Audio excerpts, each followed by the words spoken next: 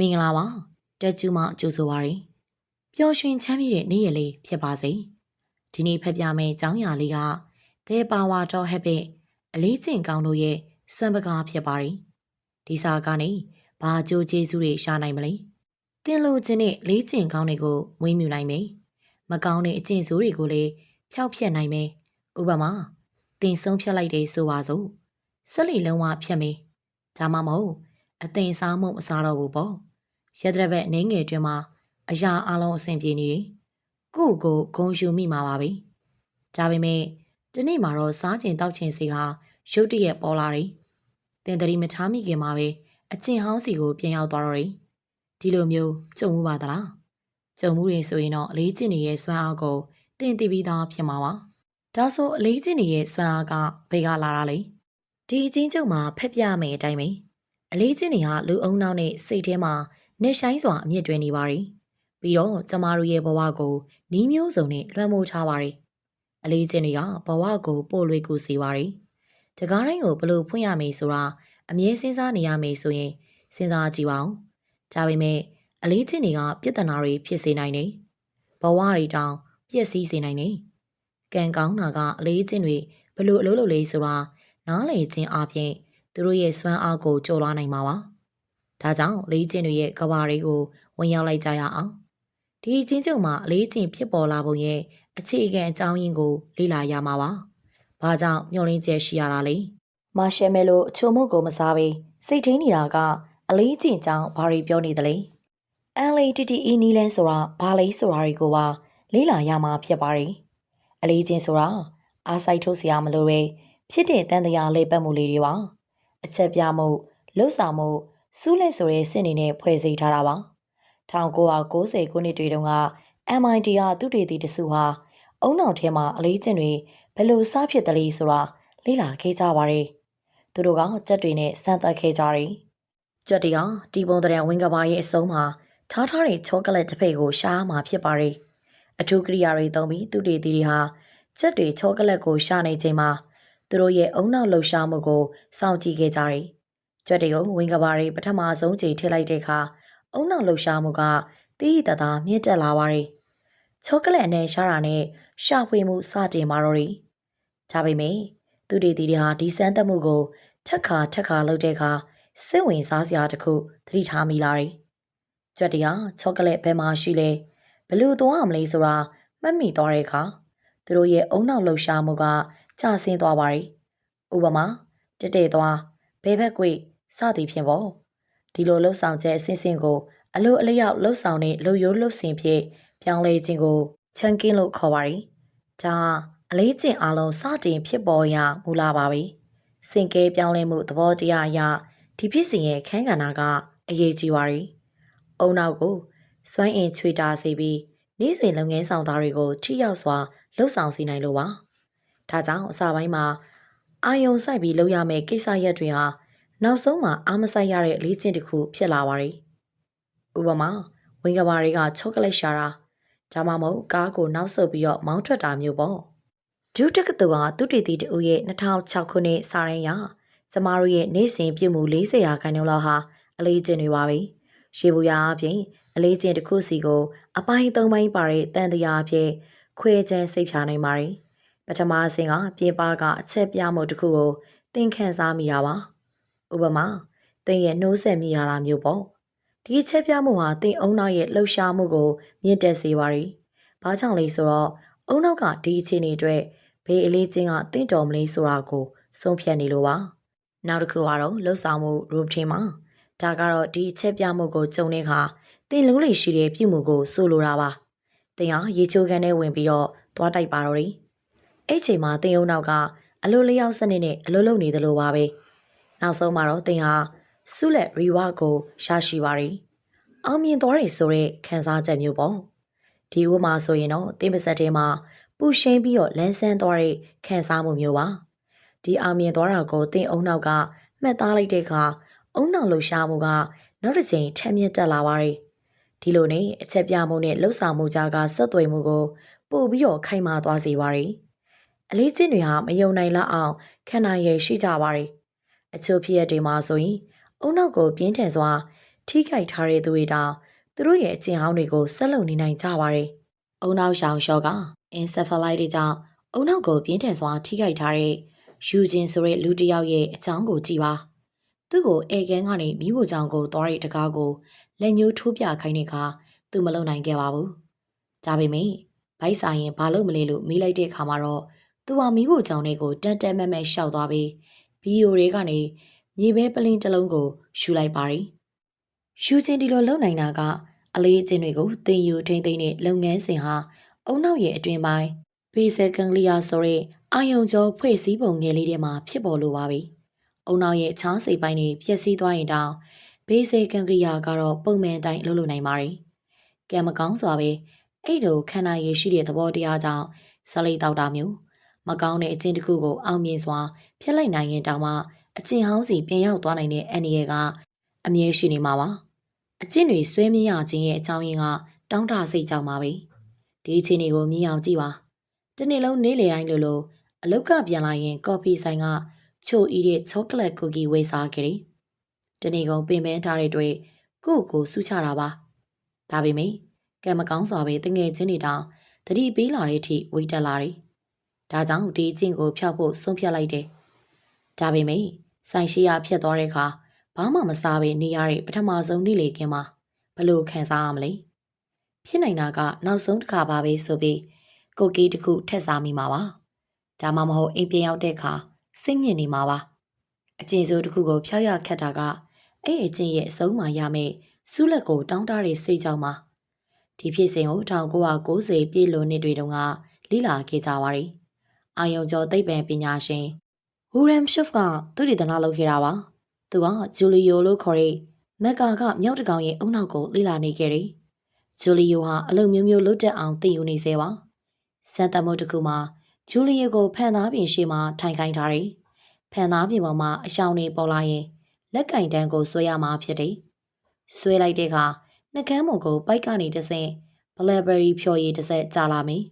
ဂျူလီယိုကဘလက်ဘယ်ရီဖြော်ရည်ကိုအရန်ကြိုက်တယ်အစာပိုင်းမှာဂျူလီယိုဟာဖန်သားပြင်ကိုတိတ်အာရုံမစိုက်ဘူးဒါပေမဲ့အချိန်ကိုက်လက်ကင်တန်းဆွဲမိရင်ဖြော်ရည်စုလဲရသွားတယ်အဲ့ခါသူ့နောက်ရဲ့လှုပ်ရှားမှုကတိတသားမြင့်တက်လာပြီးတာယာမှုကိုပြင်းထန်စွာခံစားရတယ်ဖန်သားပြင်ပေါ်ကပုံတွေလက်ကင်တန်းဆွဲတာဖြော်ရည်ရတာဆိုတဲ့ဆက်ဆက်မှုကိုဂျူလီယိုတဖြည်းဖြည်းနားလေလာတယ်အဲ့ခါသူကဖန်သားပြင်ကိုစိုက်ကြည့်နေုံတင်မကတော့ဘူးပုံတွေပေါ်လာပြီးဆိုတာနဲ့စူးလက်တကယ်ရတဲ့အချိန်လိုပဲအုံနောက်ထဲမှာလှုပ်ရှားမှုတွေမြင့်တက်လာတာကိုရှော့သတိထားမိလာတယ်တနည်းအားဖြင့်အုံနောက်ကစူးလက်ကိုကြိုတင်မျောလင့်နေပြီဖြစ်တယ်ဒီလိုကြိုတင်မျောလင့်ခြင်းဟာတောင်းတစိတ်ရဲ့အာယုံကြောဆိုင်ဟာအခြေခံဖြစ်တယ်ဒါကပဲအကျင့်တွေပါကြောင့်ဒီလောက်အားကောင်းရသလဲဆိုတာကိုရှင်းပြနေတာပါနောက်ပိုင်းမှာရှော့ကစမ်းသပ်မှုကိုပြောင်းလဲလိုက်တယ်ဂျူလီယိုလက်ကင်တန်းဆွဲတဲ့အခါဖြော်ရည်လုံးဝမကြလာတော့တာဒါမှမဟုတ်အရသာဖြော်ရည်ကြလာတာမျိုးလုပ်လိုက်တယ်အဲ့ကဂျူလီယိုရဲ့အုံနောက်ထဲမှာတောင်းတခြင်းနဲ့စိတ်ပြက်ခြင်းဆိုင်ရာအာယုံကျော်ပုံစံတွေကိုရှော့ကတွေ့မြင်ရတယ်စူးလက်များတဲ့ကဂျူလီယိုဟာတိတိတတ်တာညှိုးငယ်သွားတယ်ဒါတိတနေတာရဲ့အဆုံးမှာစိတ်နဲ့တက်တဲ့ကိုကီကိုမစားလိုက်ရဘဲနေလိုက်ရရင်ဖြစ်လာမယ့်ခံစားချက်နဲ့အတူတူပါပဲတရင်ကောင်းတစ်ခုကဒီတောင်းတစိတ်ဟာအကျင့်ကောင်းတွေဖြစ်ပေါ်လာဖို့အတွက်လည်းအသုံးဝင်နေဆိုတာပါပဲနမူနာတစ်ခုအနေနဲ့နယူးမက္ကဆီကိုပြည်နယ်တက္ကသိုလ်ရဲ့2002ခုနှစ်လေ့လာမှုတစ်ခုကိုကြည့်ရအောင်လေ့လာမှုအရလေ့ကျင့်ခန်းပုံမှန်လုပ်တဲ့သူတွေဟာလေ့ကျင့်ခန်းလုပ်ရာကနေတစ်ခုခုကိုတောင်းတတတ်ကြတယ်ဒါကအုံနောက်တွေက endorphin ထွက်တာမျိုးဖြစ်တယ်ဒါမှမဟုတ်တစ်ခုခုပြီးမြောက်သွားတဲ့ခံစားချက်ဒါမှမဟုတ်လေ့ကျင့်ခန်းလုပ်ပြီးရင်ကိုယ့်ကိုစူးချတဲ့အရာမျိုးဖြစ်နိုင်တယ်ဒီတောင်းတစိတ်ကပဲအကျင့်ကိုခိုင်မြဲစေတာဖြစ်တယ်အရှိန်မှုတွေနဲ့စူးလက်တွေကြီးတက်တက်နဲ့တော့မလုံလောက်ပါဘူးအကျင့်တွေရဲ့စွမ်းအားကိုသိလာတဲ့အခါမှာကုမ္ပဏီတွေကစားသုံးသူတွေမှာဒီလိုတောင်းတစိတ်ဖြစ်လာအောင်စူးစမ်းဖန်တီးနေကြတာအံ့ဩစရာမရှိပါဘူးဒီနည်းဗျူဟာကိုရှေ့ဆောင်ခဲ့သူကတော့ Klaus Hawking ဖြစ်ပါတယ်သွားလိုက်စီအမှတ်တစိတ်အများကြီးမအောင်မြင်တဲ့ချိန်မှာပက်ဆိုရင်သွားလိုက်စီကိုလူကြိုက်များအောင်လုပ်နိုင်ခဲ့သူပါသူကတောင်းတစိတ်ကိုဖြစ်စေတဲ့စူးလက်တစ်ခုကိုပေးခဲ့တယ်အဲ့ဒါကတော့သွားလိုက်စီတွေမှာရှိကိုရှိရမယ်မျောလင့်နေကြဖြစ်တဲ့အေးမြပြီးတော့စူးရှားတဲ့ခံစားမှုပါပဲအဲ့ခံစားမှုကထုတ်ကုန်ဟာ တကယ်စမ်းထက်တယ်ဆိုတာကိုစားသုံးသူစိတ်ထဲမှာတသိပြနိုင်ခဲ့တယ်။ဒါပြင်သူတို့တောင်းတလာရတဲ့လက်တွေ့ခံစားရတဲ့စုလက်တစ်ခုလည်းဖြစ်လာခဲ့တယ်။အကျင့်တစ်ခုကိုပြောင်းလဲဖို့ဆိုရင်လုံနေကြအရာကိုအခြားတစ်ခုနဲ့စားထိုးပြီးအဲ့ဒီပြောင်းလဲမှုကိုရှုံးကြည့်ဖို့လိုအပ်ပါတယ်။ဆက်လက်ဖြတ်ဖို့ကြိုးစားဖို့တဲ့သူတိုင်းပြောပြမှာပါ။နီကိုရင်းကိုတောင်းတတဲ့စိတ်ပေါ်လာတဲ့အခါလစ်လျူရှုဖို့သိခတ်တယ်ဆိုတာကိုပေါ့။ဒါကြောင့်ဘယ်အကျင့်ကိုမဆိုဖြတ်ချင်ရင်ရွှေစည်းမြင့်တစ်ခုရှိပါတယ်။တောင်းတစိတ်ကိုတွန်းလှန်ဖို့မကြိုးစားပါနဲ့။လမ်းကြောင်းလွှဲပေးလိုက်ပါ။တနည်းပြောရရင်မူလအရှိန်မွန်နဲ့စုလက်ကိုတော့အတူတူပဲခြားရပါမယ်။ဒါပေမဲ့တောင်းတစိတ်ကြောင့်ဖြစ်ပေါ်လာတဲ့လုံနေကြအရာကိုတော့ပြောင်းလဲပြရမှာပါ။ဆက်လက်တောက်တဲ့အကျင့်တွေပတ်ဝန်းကျင်ကအရှိန်မွန်နဲ့စုလက်တွေကိုဖော်ထုတ်တတ်မရပါမယ်။ပြီးရင်အဲ့လုံနေကြအရာစားအခြားအရာတစ်ခုနဲ့စားထိုးရပါမယ်။ဥပမာတိုက်ထိုးတာနီကိုရက်တစ်ခုခုစားတာဒါမှမဟုတ်မိနစ်အနေငယ်အနားယူတာလို့စူးလက်ဆင်တူတဲ့အလုပ်တွေပေါ့ဒီလိုလုပ်တာကဆက်လက်ပြတ်နိုင်ခြေကိုတိတိတသာမြင့်တက်စေတယ်လို့လေးလာမှုတွေကဖော်ပြပါတယ်ဒီနည်းလမ်းကိုအထူးအောင်ဆုံးအသုံးပြုနေတဲ့ဖွဲ့စည်းတစ်ခုကတော့ Alcoholics Anonymous AA ဖြစ်ပါတယ်သူတို့ကအရဲဆွဲသူပါ10တန်းကိုအရက်ဖြတ်နိုင်အောင်ကူညီပေးနိုင်ကြတယ်AA မှာပါဝင်သူတွေကိုအရက်တောက်ချင်းကနေသူတို့တကယ်တောင်းတတာကဘာလဲဆိုတာစည်ရင်လောက်ခိုင်းနေအများအားဖြင့်ကတော့တကယ်မိုးရင်နေရတဲ့ခန်းစားချက်တဲ့စိတ်ပန်းပြေမှုနဲ့အဖော်ရလုံမှုအရာတွေကပိုအရေးကြီးနေတတ်တယ်အဲ့ခါအေးဟာအဲ့တောင်းတစိတ်ကိုဖြည့်ရှင်းပေးမဲ့လုံရိုးလှုပ်စင်တဲ့တွေကိုပေးတယ်ဥပမာအဖော်ရဖို့အတွက်အစည်းအဝေးတွေသွားတက်တာကူညီပေးသူတွေနဲ့စကားပြောတာတွေပေါ့ရည်ရွယ်ချက်ကတော့အရက်တောက်ခြင်းကိုအန်ဒီရဲ့နေတဲ့အခြားရာတစ်ခုနဲ့အစားထိုးဖို့ပါပဲဒါပေမဲ့အေးဖွဲ့ဝင်တွေပေါ်သူ့ရတနာလုပ်ကြည့်တဲ့အခါဒီနီးလဲဟာရှေးဘူးရအပြင်အလုပ်ဖြစ်ပေမဲ့ဓာတ်တစ်ခုတည်းနဲ့တော့မလုံလောက်ဘူးဆိုတာတွေ့ရပါတယ်2000ပြည့်နှစ်စောပိုင်းတုန်းကကယ်လီဖိုးနီးယားအရက်သူတွေနာဖွဲ့ California Eco Research Group ကသူတွေတီတစုဟာအေးဖွဲ့ဝင်တွေကိုတွေးဆုံမေးမြန်းခဲ့တယ်ထူးခြားတဲ့ပုံစံတစ်ခုကိုသတိပြုမိခဲ့တယ်အမြဲလိုရတဲ့အဖြစ်တစ်ခုကအကျင့်အစားထိုးတဲ့နီလန်ကအလွန်ထိရောက်တယ်ဆိုတာပါပဲဒါပေမဲ့စိတ်ဖိစီးစရာတစ်ခုဖြစ်လာပြီဆိုရင်တော့အဲ့လူဟာဒီစီဇန်ထဲမှာဘလောက်ကြာရှိနေခဲ့ပါစေအကျင့်ဟောင်းကိုတွန်းလှန်ဖို့ကတိတ်ခက်ခဲသွားတယ်လို့ဆိုပါတယ်ဥပမာတစ်ခုကအရက်ဖြတ်နေသူတယောက်ဟာနှစ်ပေါင်းများစွာအရက်မတောက်ပဲနေနိုင်ခဲ့တယ်ဒီနေ့မှသူ့မိကဖုံးဆက်ပြီးသူ့မှာကင်ဆာရောဂါရှိနေရလို့ပြောလာခဲ့တယ်ဖုံးချပြီးတဲ့နောက်မှာသူကအလုပ်ကနေထွက်ပြီးဘားဆိုင်ကိုတန်းသွားခဲ့တယ်သူစကားတိုင်းဆိုရင်နောက်ထပ်နည်းနည်းလောက်နေပါဇက်တိုင်မှုနေခဲ့တယ်လို့ဆိုပါတယ်နောက်ထပ်လေးလာမှုတွေရာအကျင့်ဟောင်းစီပြန်မရောက်ပဲအရက်ဖြတ်နိုင်သူတွေဟာယုံကြည်မှုကိုအားကိုးကြတယ်လို့သိရပါတယ်ဒါကြောင့်မင်းအေးရဲ့အတွေးခေါ်တွေမှာနာမိုင်းဆိုင်ရာနဲ့ဖျားသခင်ကိုအသာပေးဖော်ပြထားတာဖြစ်ပါတယ်ဒါပေမဲ့လူတွေကိုအရက်ဖြတ်နိုင်အောင်ကူညီပေးတာကဘာသာရေးအပိုင်းတစ်ခုတည်းတော့မဟုတ်ပါဘူးဖျားသခင်ကိုယုံကြည်ခြင်းဟာပါဝင်သူတွေကိုသူတို့ကိုယ်တိုင်ပြောင်းလဲနိုင်စွမ်းရှိတယ်ဆိုတာကိုယုံကြည်လာအောင်ကူညီပေးတယ်။ဒါကသူတို့ကိုဘဝရဲ့စိတ်ဖိစီးစရာတွေနဲ့ရင်ဆိုင်ရတဲ့အခါပို့ပြီးတော့ကြန့်ခိုင်စေပါတယ်။တောကျဲကြတဲ့အလေးချင်းတွေကိုအာယုံစိုက်ပြီးအောင်မြင်မှုငယ်လေးတွေဖန်နေခြင်းအပြင်အပြောင်းလဲကိုဖော်ဆောင်နိုင်ပါတယ်။1989ခုနှစ်မှာအစိုးရဝန်ထမ်းဟောင်းဖော်အိုနေဟာဒုက္ခရောက်နေတဲ့အလူမီနီယံကုမ္ပဏီEcoRရဲ့ CEO ဖြစ်လာခဲ့ပါတယ်။စတင်တော့ကရင်းနှီးမြှုပ်နှံသူတွေဟာသူ့ကိုမယုံကြည်ကြဘူး။မန်ဟန်တန်ကစိန်ခံတဲခိုခန်းကြီးတစ်ခုမှာရင်းနှီးမြှုပ်နှံသူတွေနဲ့သူ့ရဲ့ပထမဆုံးတွေ့ဆုံပွဲလုပ်ခဲ့တယ်။အဲဒီမှာအိုနီဟာအမျက်ဆုံးနဲ့ဝင်ငွေကိုအာယုံမဆိုင်ဘူးလို့ပြောလိုက်တယ်။လုပ်ငန်းခွင်ဘေးကင်းရေးကိုသူ့ရဲ့နံပါတ်1ဦးစားပေးဖြစ်ထားရှိမယ်လို့ကြေညာလိုက်တာပို့ဆိုသွားတယ်။ရင်းနှီးမြှုပ်နှံသူတယောက်ကသူ့ရဲ့ဖောက်တယ်တွေစီချက်ချင်းဖုံးဆက်ပြီး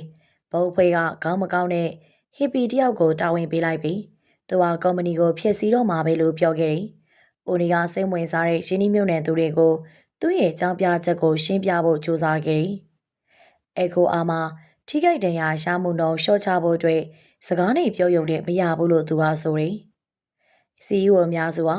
အလောက်ခွင်ဘေးကင်းရေးကိုဂရုစိုက်တယ်လို့ပြောကြတာမှန်ပါတယ်။ဒါပေမဲ့အပြောသက်သက်ကကုမ္ပဏီတစ်ခုလုံးမှာအလေးကျင့်တစ်ခုဖြစ်ပေါ်လာစေမှာမဟုတ်ဘူး တကယ်ပြောင်းလဲအတွက်ကတော့အဲ့လေ့ကျင့်မျိုးလိုအပ်ပါတယ်။အိုနီကအဖွဲ့အစည်းတွေမှာအလေးကျင့်တွေရှိတယ်ဆိုတာသိတယ်။အဖွဲ့အစည်းတစ်ခုရဲ့ဥတီယာကိုပြောင်းလဲခြင်းရင်အလေးကျင့်တွေကိုပြောင်းလဲရမယ်ဆိုတာကိုလည်းသူသိတယ်။အလေးကျင့်တိုင်းကအရေးပါပုံချင်းမတူဘူးဆိုတာကိုလည်းသူသတိပြုမိခဲ့တယ်။အချို့လေးကျင့်တွေကိုတောချက်ကြတဲ့အလေးကျင့်တွေလို့ခေါ်ပါတယ်။အခြားလေးကျင့်တွေတိတ်ပိုရေးကြည့်တယ်။ဘာကြောင့်လဲဆိုတော့အဲ့လေးကျင့်တွေကိုလိုက်နိုင်အခြားနယ်ပယ်တွေတိကောင်းတဲ့ကြိုးတရားမှုတွေပြန့်နှံ့သွားလို့ပါပဲအလို့သမားဘေးကင်းရေးကိုဦးစားပေးဖြစ်သတ်မှတ်လိုက်တဲ့အခါမန်နေဂျာတွေနဲ့ဝန်ထမ်းတွေကစဉ်းစားလာကြတယ်ထုတ်လုပ်မှုလုပ်ငန်းစဉ်ကိုဘလို့ပို့ပြီးဘေးကင်းအောင်လုပ်မလဲဘေးကင်းရေးအကြံပြုချက်တွေကိုလူတိုင်းစီဘလို့အကောင်းဆုံးဆက်သွယ်အသိပေးမလဲဆိုတာတွေကိုစဉ်းစားလာကြတယ်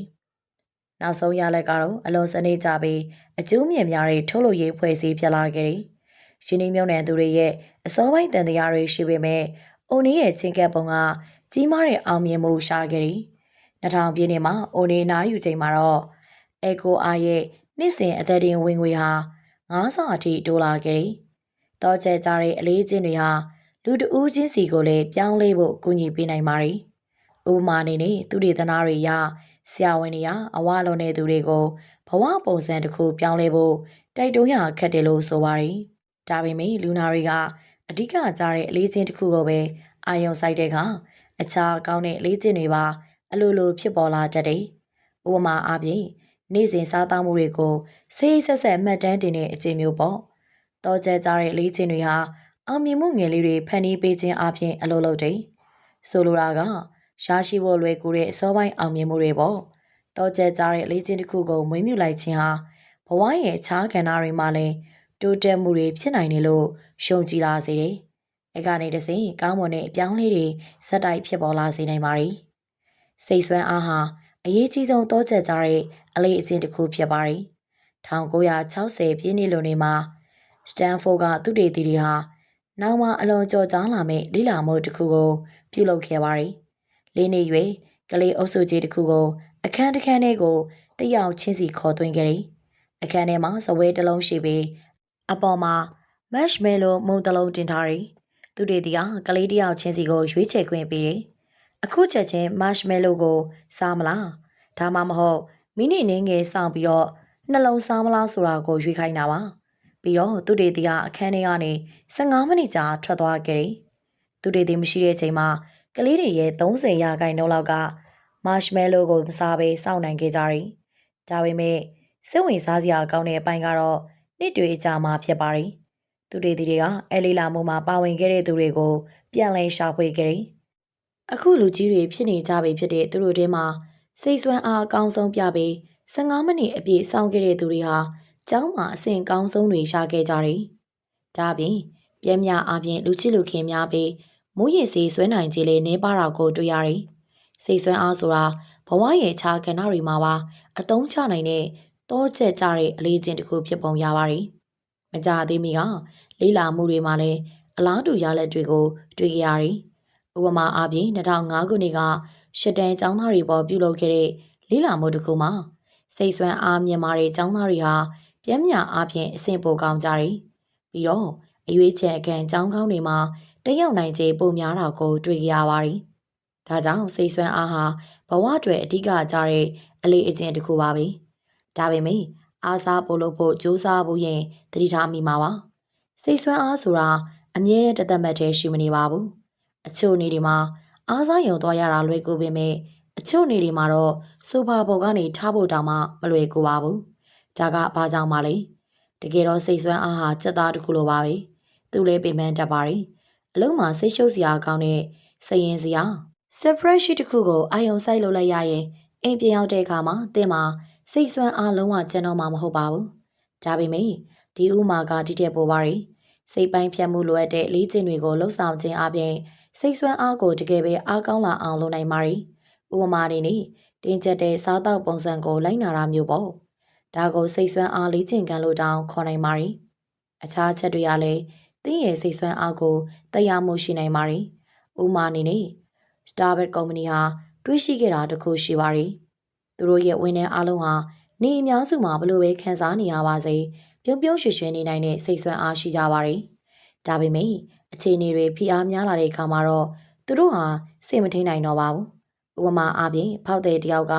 အော်ဟစ်တဲ့အခါမျိုးပေါ့သူတွေတနာတွေပေါ်ခြေခံပြီးကုမ္ပဏီရဲ့အမှုဆောင်တွေကဆုံးဖြတ်ချက်တစ်ခုချခဲ့တယ်ဘရစ်စတာတွေသာမနှိမ့်မြို့စရာအခြေအနေတွေအတွက်စိတ်ပိုင်းဆိုင်ရာကြိုတင်ပြင်ဆင်ထားမယ်ဆိုရင်ပြီးတော့အဲ့ဒီကိုဘလို့ကြော်လာမလဲဆိုတာကြိုတင်စီစဉ်ထားမယ်ဆိုရင်ဖျားအောင်မှတောင်အစီအစဉ်တိုင်းလှုပ်ဆောင်မှုလုံလောက်တဲ့စိတ်ဆွမ်းအားကိုမွေးမြူနိုင်မယ်လို့ဆုံးဖြတ်ခဲ့ပါတယ်။သူတို့ကကူညီဖို့ Starbucks ကနာမည်နဲ့လိုက်ဖက်တဲ့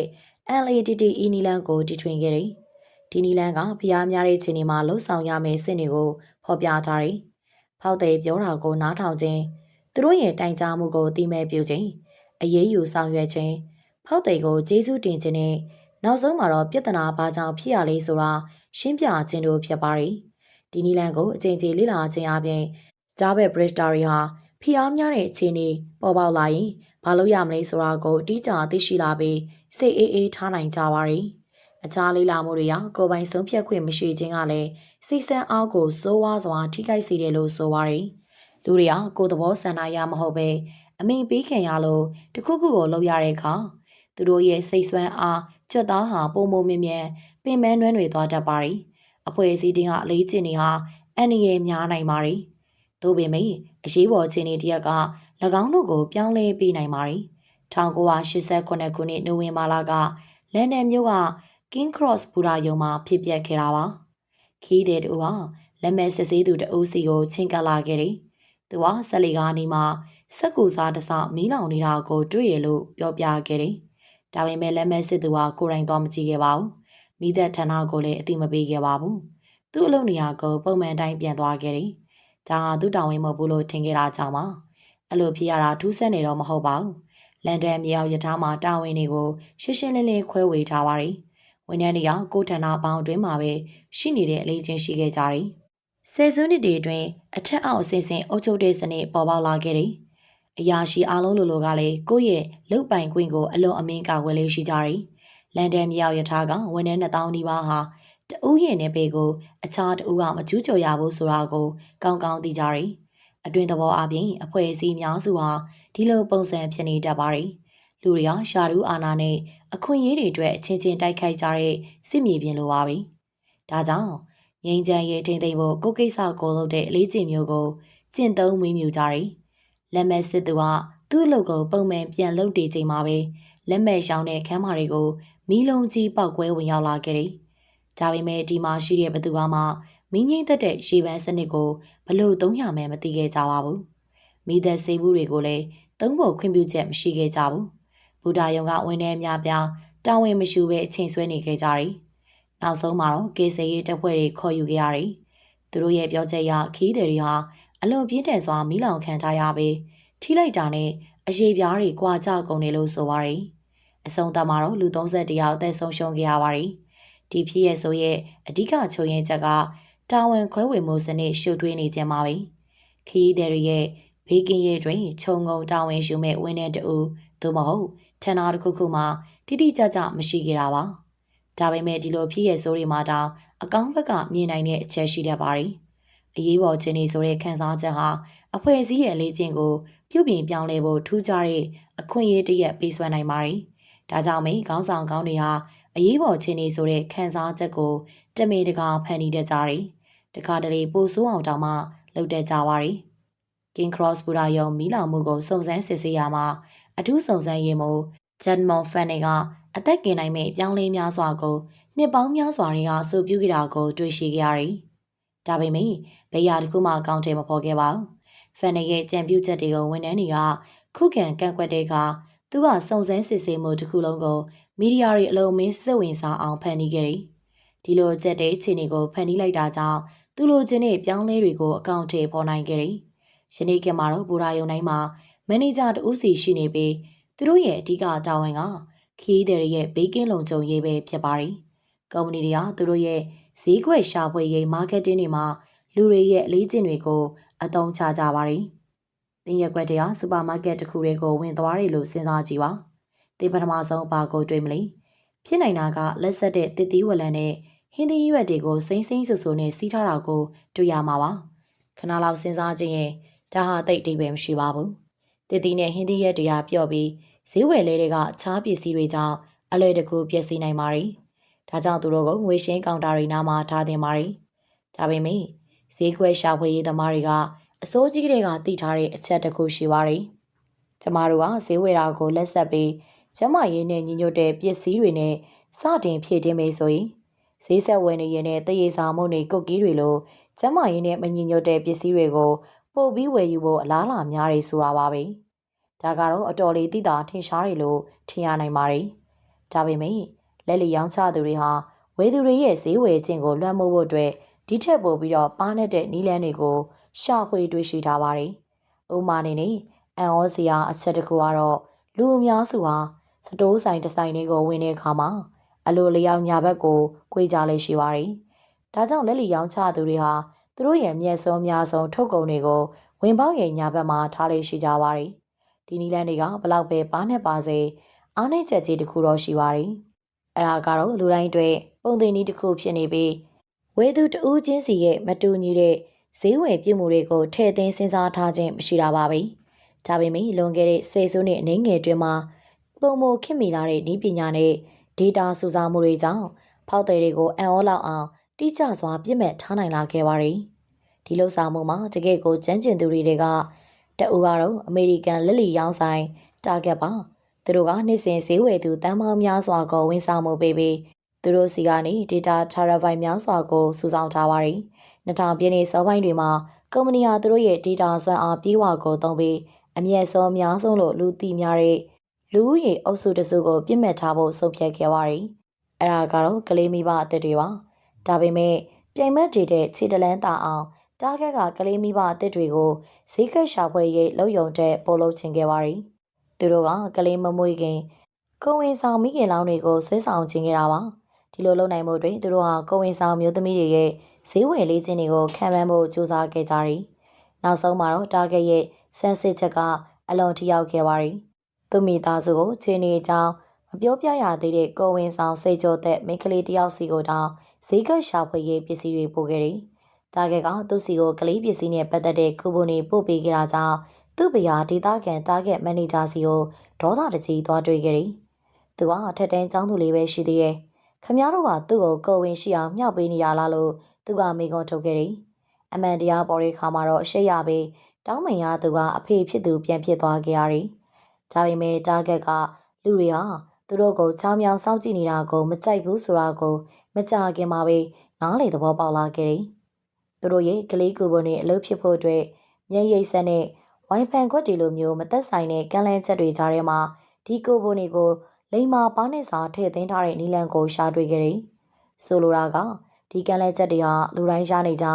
ပြစ်မဲ့မထားတဲ့ကန့်လန့်ချက်တွေလိုမျိုးထင်ရအောင်လုပ်ခဲ့တာပါ။တကယ်တော့ပစ္စည်းအသစ်တစ်ခုခုကိုရောင်းချဖို့ကြိုးစားတဲ့အခါကုမ္ပဏီတွေဟာအဲ့ဒါကိုရင်းနှီးပြီးသားပုံစံဖြစ်အောင်အကောင်းဆုံးစူးစမ်းကြမှာပါ။ဥပမာအားဖြင့်ရေဒီယိုဒီဂျေတွေဟာတချင်းအသစ်တစ်ပုဒ်ကိုနာမည်ကြီးပြီးသားတချင်းတစ်ပုဒ်ကြားမှာညှက်ဖွင့်ပေးခြင်းဖြင့်လူကြိုက်များအောင်လှုပ်ဆောင်နိုင်ပါတယ်။အလေးချင်းသစ်တွေသို့မဟုတ်ထုတ်ကုန်သစ်တွေဟာအသစ်လိုမထင်ရတဲ့အခါလက်ခံဖို့ပို့ပြီးတော့လွယ်ကူပါတယ်။ဒါကြောင့်ဈေးကွက်ရှာဖွေရေးအတွက်လူတွေရဲ့ကိုယ်ရေးကိုယ်တာကိုထောက်လန်းတဲ့ချင်းကပ်မှုကြောင့်ဝေဖန်မှုများစွာခံခဲ့ရပါတယ်။ဒါပေမဲ့ဒါကလုံးဝမအောင်မြင်ဘူးလို့တော့မဆိုနိုင်ပါဘူး။ကိုဝင်ဆောင်မျိုးသမီးတွေကိုပြစ်မှတ်ထားတဲ့သူတို့ရဲ့လှုပ်ဆောင်မှုကြောင့်ကုမ္ပဏီရဲ့ဝင်ငွေဟာ2002ခုနှစ်မှာဒေါ်လာ44ဘီလီယံကနေ2009ခုနှစ်မှာဒေါ်လာ65ဘီလီယံထိတိုးတက်လာခဲ့ပါတယ်။လှုပ်ရှားမှုတွေဟာခိုင်မာတဲ့ပုဂ္ဂိုလ်ရေးဆက်ဆံရေးတွေပတ်ဝန်းကျင်ရဲ့ဖိအားပေးမှုတွေနဲ့အလေးကျင့်တွေကနေပြီးတော့ပေါ်ပေါက်လာတာပါ1955ခုနှစ်မှာအယ်ဘားမားပြည်နယ်မွန်ဂိုမာရီမြို့ကဘတ်စကားပေါ်မှာရိုဆာဘက်ဆိုရီအာဖရိကန်မျိုးသမီးတူလူဖြူတယောက်တွေသူ့ထိုင်ကုန်ကုန်မဖယ်ပေးခဲ့ပါဘူး။ဒါကြောင့်သူကိုဖမ်းဆီးပြီးတော့တရားစွဲခံရပါတယ်။နောက်ပိုင်းဖြစ်ရပ်တွေဟာသူ့ကိုလူခွင့်ရေးလှုပ်ရှားမှုရဲ့သင်္ကေတတအူဖြစ်လာစေခဲ့ပါတယ်။စိတ်ဝင်စားစရာကသူ့မှုဟာအခုခါမှာအလွန်ကြော်ကြားနေပေမဲ့ဒီဖြစ်ရပ်ဒါပထမဆုံးချိန်တော့မဟုတ်ပါဘူး။အလားတူကြောင်းပြချက်နဲ့ဖမ်းခံရသူတွေအများကြီးရှိပြီးသားပါ။ဒါဆိုရင်ဘာကြောင့်ပတ်စ်ရဲ့ဖမ်းခံရမှုကတနည်းကြော်ကြတဲ့ဘတ်စကားတပိတ်ကိုစတင်နိုင်ကြတာလေ။ပထမချက်ကရိုဆာဘတ်စ်ဟာပတ်ဝန်းကျင်မှာလူချုပ်လေခင်ပေါ်ပြီးမတူညီတဲ့မိတ်ဆွေပေါင်းသိန်းတွေအများကြီးရှိလိုပါပြီ သူဟာအသင်းဖွဲ့များစွာမှာပါဝင်ခဲ့သူဖြစ်ပါတယ်။ပမောက္ခတွေကနေလေသမားတွေတဲ့လူရန်စားစုံနဲ့ရင်းနှီးကြဝင်ခဲ့ပါတယ်။ဥပမာအနေနဲ့သူဟာဒေသခံ NAACP ဖွဲ့ခွဲရဲ့အတွင်းရေးမှူးဖြစ်တာဝန်ယူခဲ့ပါတယ်။သူနေထိုင်ရာအနီးကလူသားရင်ဖျားကြောင်လူသားရင်ချက်ရဲ့လူငယ်ဖွဲ့မှလည်းတက်ကြွစွာပါဝင်ခဲ့ပါတယ်။အားလည်းချိန်ဒီမှာဆင်းရဲတဲ့မိသားစုတွေအတွက်အခမဲ့ဝတ်စားတွေချုပ်ပေးတဲ့အလုပ်ကိုလုပ်ခဲ့ပါတယ်။ချမ်းသာတဲ့လူဖြူမိသားစုတွေကပွဲဥထွက်သမီးတွေအတွက်ဝတ်စုံတွေကိုလည်းပြင်ဆင်ချုပ်လုပ်ပေးခဲ့ပါသေးတယ်။သူဟာပတ်ဝန်းကျင်နဲ့အရန်ရင်းနှီးတက်ကြွလုံးတော့သူခင်မုံကတောင်အိမ်မာထက်အလူထမင်းဝိုင်းနေမှာစားတာပုံများတယ်လို့နောက်ပြောင်ခဲ့ရပါတယ်။လူမှုဗေဒလေ့လာမှုတွေအရဘတ်မှာခိုင်မာတဲ့ပုဂ္ဂိုလ်ရေးဆက်ဆံရေးစတောင်းထိုင်းတွေရှိတယ်လို့ဆိုနိုင်ပါတယ်။ဆိုလိုတာကလူတိုင်းဝိုင်းတွေကမတူညီတဲ့လူရင်းစားအလားပေါင်းစုံကလူတွေနဲ့ဓာတ်ရိုက်ထိတွေ့ဆက်ဆံမှုတွေရှိနေတာပါ။ဒီဆက်ဆံရေးတွေကသူ့ကိုချုပ်ခန်းကနေအာမခံနဲ့ထုတ်ပေးနိုင်ခဲ့ရုံသားမကသူဖမ်းခံရတဲ့တင်းကိုမွန်ဂိုမာရီမြို့ရဲ့လူရင်းစားအလွာအသေးသေးစီပြန့်နှံ့စေခဲ့ပါတယ်။ဒီကတစဉ်ဘတ်စကားတပိတ်စတင်နိုင်ခဲ့တာပါ။ဒါပေမဲ့သူ့မိတ်ဆွေတွေကြီးနေတော့ဒီလောက်ကြာရှည်တဲ့တပိတ်ကိုဆက်ထိန်ထိုင်နိုင်မှာမဟုတ်ပါဘူး။ဒီနေရာမှာပတ်ဝန်းကျင်ရဲ့ဖိအားပေးမှုကအရေးပါလာပါတယ်။ခိုင်မာတဲ့ဆက်ဆံရေးတွေပြင်လူမှုတန်းဝိုင်းတွေမှာတည်ကျွမ်းယုံသက်သက်ဆက်ဆံရေး we time နဲ့လည်းရှိပါသေးတယ်။ဆိုတော့ကရှင်နေတဲ့မိတ်ဆွေမဟုတ်ပဲအတိကျွမ်းစင်မှာပတ်ဝန်းကျင်ရဲ့ဖိအားပေးမှုဆိုတာအများအားဖြင့်ဒီလိုတာမန်ဆက်ဆံရေးကနေတဆင့်ဖြစ်ပေါ်လာတာပါ။လူတယောက်ရဲ့မိတ်ဆွေနဲ့အတိကျွမ်းများစုဟာလှုပ်ရှားမှုတစ်ခုကိုထောက်ခံတဲ့အခါမှာအဲ့လိုအတွက်မပါဝင်မဲနေဖို့ခက်ခဲသွားပါတယ်။နောက်ပိုင်းမှာမြို့အာဏာပိုင်တွေကစူပေါင်းကားစီးတဲ့စီးမြင့်တစ်တွေထုတ်ပြန်လိုက်ပါတယ်။ဘတ်စကားမရှိတဲ့ဘဝကိုပိုခက်ခဲအောင်လုပ်လာတဲ့အခါအာဖရိကန်နွယ်ဘွားတွေကြားမှာတပိမောက်လို့စိတ်လျော့နေလာပါတယ်။ဒီအချိန်မှာပဲနောက်ဆုံးချက်တစ်ချက်ထပ်ထည့်ပေါင်းလိုက်ပါတယ်။အဲ့ဒါကတော့ဒေါက်တာမာတင်လူသာခင်ဂျူနီယာရဲ့မိကွန်းပါပဲ။အဲ့မိကွန်းထဲမှာအကြမ်းမဖက်ရေးကိုအားပေးပြီးဖိနှိပ်သူတွေကိုခွင့်လွှတ်ဖို့တိုက်တွန်းထားပါတယ်။ဒီစကားကိုအခြေခံပြီးလူတွေဟာဖျားเจ้าမှာစီဝေးတွေလှုပ်လာကြတယ်။ငင်းချမ်းစာဆန္ဒပြပွဲတွေကိုယ်တိုင်စီစဉ်တာမျိုးကိုအလေးကျင့်တဲ့စတင်လှုပ်လာကြပါတယ်။ဒီလိုနဲ့သူတို့ဟာဒီလှုပ်ရှားမှုကိုသူ့ရှိန်နဲ့သူရှေ့ဆက်နိုင်တဲ့စွမ်းအားတစ်ခုဖြစ်လာအောင်ဖန်တီးခဲ့ကြတယ်။သူတို့ဟာကိုယ့်ရဲ့အလေးကျင့်တွေကိုပြောင်းလဲဖို့တာဝန်ရှိပါတယ်။2008ခုနှစ်ညတညမှာဘရိုင်ယန်သောမတ်ဆိုသူဟာသူ့ဇနီးကိုလက်ဘင်းညက်တက်ခဲ့ပါတယ်။စေတီကလို့ချက်ချင်းဖမ်းဆီးခံရပြီးလူတက်မှုနဲ့တရားစွဲခံခဲ့ရပါတယ်။သူ့ရဲ့ခုခံချက်ကဘာလဲဆိုတော့သိပ္ပံပညာရှင်တွေအခေါ်အိပ်ဆက်စဉ်ထိတ်လန့်ခြင်း sleep terror ဆိုတာကိုသူခံစားနေရတယ်ဆိုတာပါပဲ။သူဒီသနာရီယာအိမ်မပျော်ပဲလမ်းလျှောက်တာနဲ့မတူတဲ့ချက်ကအိပ်ဆက်စဉ်ထိတ်လန့်ခြင်းကိုခံစားရတဲ့အခါအုံနောက်ရဲ့လှုပ်ဆောင်မှုအလုံးဒီပါရပ်တန့်သွားတာပါ။အဲ့ချိန်မှာရှေးကြဆုံးအာယုံကြောစနစ်အပိုင်းလေးတွေပဲအလုံးလုံးနေတော့တာပါ။ဒီချိန်ဒီမှာရှိနေကြတာကြောင့်သောမတ်ကသူ့ဇနီးကိုတိုက်ခိုက်နေတဲ့တခိုးတယောက်ကိုလက်ဘင်းညစ်နေရလို့ထင်ခဲ့တာပါ။တရားရုံးမှာသူ့ရှိနေကခုခံလျှောက်လဲခဲ့ပါတယ်။သောမတ်ကသူ့ဇနီးကိုစုံတယောက်ကအန်နီရဲ့ပြုတ်နေရလို့ထင်လိုက်တဲ့ချိန်မှာကာကွယ်လိုတဲ့အလိုလျောက်တုတ်ပြန်မှုတစ်ခုဖြစ်ပေါ်ခဲ့တယ်လို့ဆိုပါတယ်။တနည်းအားဖြင့်သူကအလေးကျင့်တစ်ခုအတိုင်းလှုပ်ဆောင်ခဲ့တာဖြစ်ပါတယ်။အဲချိန်လောက်မှာပဲအန်ဂျီဘတ်မန်ဆိုတဲ့မြို့သမီးကိုဟာရာစ်ကာစီနိုကုမ္ပဏီကဒေါ်လာ9သိန်းပို့အလောင်းကစားကြေးတွေတရားစွဲခဲ့ပါတယ်။ဒါကသူနေတဲ့အိမ်နဲ့ဒေါ်လာ1 သန်းတန်အမွေတွေကိုလောင်းစားလုပ်ပြီးကုန်သွားပြီးနောက်မှာဖြစ်ပါတယ်။တရားရုံးမှာဘတ်မန်ဟာသူလည်းအသေးချင်းတစ်ခုအတိုင်းလုပ်ခဲ့တာပါလို့ခြေပခဲ့ပါတယ်။လောင်းစားလုပ်ရတာကိုသူနှစ်သက်တဲ့အတွက်ဟာရာစ်ကကာစီနိုကိုအလကားလာလေဖို့ဆွဲဆောင်တဲ့ကသူမငင်းဆန်နိုင်ခဲ့ပါဘူး။ဟာရာစ်ဘက်ကလည်းသူဟာဒေဝါလီခံထားရတဲ့အထိလောင်းစားဆွဲနေသူမှန်းသိထားပါတယ်။အဆုံးမှာတော့သောမတ်ကအ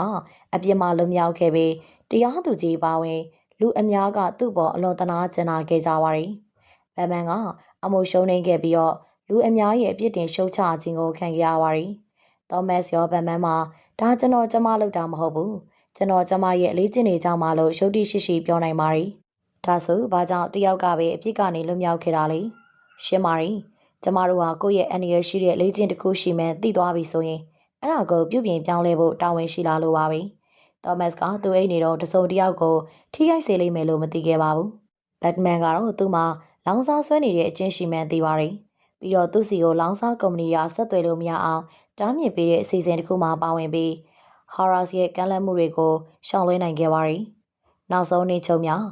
းဒီနေ့ချုပ်ရဲ့အဓိကအချက်ကိုပြောပြပါမယ်။အလေးကျင့်နေရဘဝအတွက်အရေးကြီးပါတယ်။ဒါရင်မကပါဘူး အဖွဲ့အစည်းတွေနဲ့ကုမ္ပဏီတွေအတွက်လည်းရှေးပါပါတယ်။အလေးကျတိုင်းမှာအချက်ပြမှုလှုပ်ဆောင်မှုစူးလက်ဆိုတဲ့တန်တရားရှိပါတယ်။ဒီတန်တရားကိုပြောင်းလဲဖို့အလွယ်ဆုံးနည်းလမ်းကအချက်ပြမှုနဲ့စူးလက်ကိုမပြောင်းမဲလုံနေကြအလုပ်ကိုပဲစားထိုးလိုက်တာပါ။ဘဝမှာရေရှည်တည်တဲ့ပြောင်းလဲတွေကခက်ခဲပါတယ်။ဒါပေမဲ့စိတ်ထက်ခွန်အားပေးတဲ့အဓိကအကျင့်ကောင်းတွေကိုအာရုံစိုက်လို့ရှာပါတယ်။လက်တွေ့သုံးချနိုင်တဲ့ကြံပြုချက်ကတော့မနေ့တိုင်းကိုယ့်အရာကိုကိုယ်တိုင်သိနေတာပါပဲ။ဒီနေ့ချုပ်ကနေသင်သိရတာကအလေးကျင့်တိုင်းဟာတန်ဖိုးမတူဘူးဆိုတာပါ။အချို့လေးကျင့်တွေကအခြားလေးကျင့်နေတဲ့စံအားပိုကြီးပါတယ်။သင်အလွယ်တကူမွေးမြူနိုင်တဲ့အဓိကလေးကျင့်ကောင်းတစ်ခုက